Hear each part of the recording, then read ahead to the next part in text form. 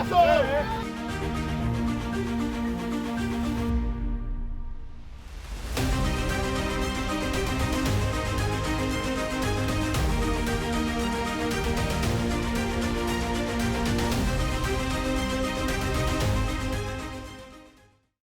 केला नाद, मनसे पडली महागात।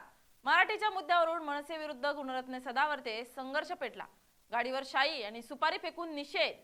मराठी भाषा, महाराष्ट्राची अस्मिता आणि राजकारण या तिन्ही गोष्टी एकत्र आल्या की वाद निर्माण होणे हे स्वाभाविक आहे। सध्या राज्यात मराठी भाषा सक्तीच्या मुद्द्यावरून महाराष्ट्र नवनिर्माण सेना आणि वकील गुणरत्न सदावर्ते यांच्यात जोरदार संघर्ष सुरू आहे। या वादाची तीव्रता प्रचंड वाढली आहे। नेमका हा वाद काय आहे? राज ठाकरे आणि सदावर्ते यांच्यात संघर्ष का सुरू झाला आणि या घटनेचे राजकीय परिणाम काय असू शकतात, पाहूया त्या विशेष रिपोर्ट मधून। नमस्कार, मी स्नेहल चौधरी, आपण पाहत आहात LS मराठी। मराठी शिकण्यासाठी हिंदी भाषी रिक्षा टॅक्सी चालकांना राज्य सरकारने ऑगस्ट पर्यंतची मोठी मुदतवाढ दिली आहे। पण या वादापोटी मराठी पोरं अजूनही भांडतायत आणि स्वतःवर केसेस ओढून घेतायत। रिक्षा टॅक्सी चालकांना मराठी भाषेच्या सक्तीच्या मुद्द्यावरून राज ठाकरे आणि गुणरत्न सदावर्ते यांच्यात वाद सुरू झालाय। मुद्दा आणला शिंदेच्या शिवसेनेचे मंत्री प्रताप सरनाईक आणि त्यांची राजकीय भांडवल झालं। राज्य सरकारने रिक्षा आणि टॅक्सी चालकांना मराठी भाषेचे ज्ञान अनिवार्य करण्याचा निर्णय घेतल्यानंतर या मुद्द्यावर मोठा राजकीय वाद निर्माण झाला। या निर्णयाला गुणरत्न सदावर्ते यांनी विरोध करत तो अन्यायकारक असल्याचं म्हटलंय।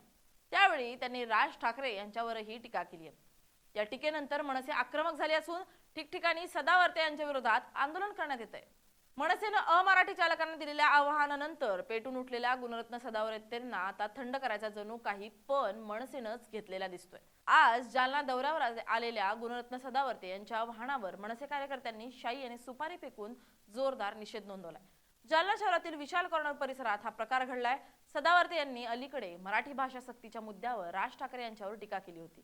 याच वक्तव्याच्या निषेधार्थ मनसे पदाधिकाऱ्यांनी घोषणाबाजी करत त्यांच्या वाहनाला घेराव घातला। काही कार्यकर्त्यांनी वाहनावर शाई आणि सुपारी फेकले। घटनेनंतर परिसरात काही काळ तणावाचं वातावरण निर्माण झालं। पोलिसांनी तात्काळ हस्तक्षेप करत परिस्थिती नियंत्रणात आणली आणि काही मनसे कार्यकर्त्यांना ताब्यात घेतलं। आता त्यांच्यावर गुन्हे दाखल होतील। मराठी भाषेच्या मुद्द्यावरून सुरू झालेला राजकीय वाद आता रस्त्यावर उतरल्याचं पाहायला मिळतंय। हा वाद आगामी काळात आणखी पेटण्याची चिन्ह दिसतात। गुणरत्न सदावर्ते आणि मनसे यांच्यातील हा वाद पुढे कोणतं वळण घेतो याकडे सर्वांचं लक्ष लागलंय। Bureau report LS Marathi.